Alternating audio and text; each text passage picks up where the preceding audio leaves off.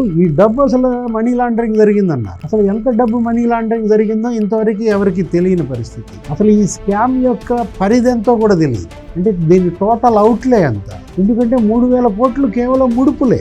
తయారీలో జరిగిన అవినీతి ఎంత, ఏ బ్రాండ్స్ తయారు చేశారు వీళ్ళు కొత్తగా, వీళ్ళే కొన్ని కొత్త డిస్టిలరీలు పెట్టారు. ఇప్పుడు నువ్వు చెప్పినటువంటి ఆ 29 మంది నిందితుల జాబితాలో డిస్టిలరీలు ఉన్నాయి. అదాని డిస్టిలరీస్ ఉంది. ఎవరిది? విజయసాయి రెడ్డి బినామీ, అల్లుడు ఎన్నికే రోహిత్ రెడ్డి బినామీ అదాని డిస్టిలరీస్, లేకపోతే మెరట్టా డిస్టిలరీస్ లాజిస్టిక్స్ అంటే లీలా బ్రాండ్ అనేది ఒకటి వచ్చింది కొత్తగా, మరో పేరు.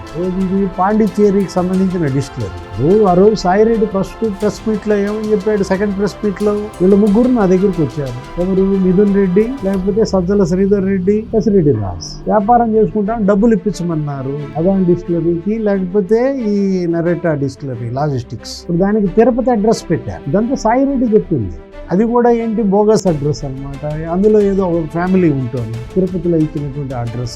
ఆ లాజిస్టిక్స్ కి మిథున్ రెడ్డికి ఉన్న సంబంధం ఏంటి? మిథున్ రెడ్డి బినామీ కంపెనీ అది. దానికోసమే 100 కోట్లు అడిగారా? అంటే ఇచ్చింది 100 కోట్ల, అరవిందో 1000 కోట్ల. ఎందుకంటే ఇది పెద్ద ప్రాజెక్ట్. ఇది యాక్చువల్ గా నీకు ఒక్క అదాని డిస్టిలరీసే 4,000 కోట్ల ఆర్డర్ ఇచ్చారు 4 ఏళ్లలో. ఏడాదికి 1000 కోట్లు మద్యం అక్కడ తయారై వాళ్లే మరి బిల్లులు కూడా చేసుకున్న పరిస్థితి.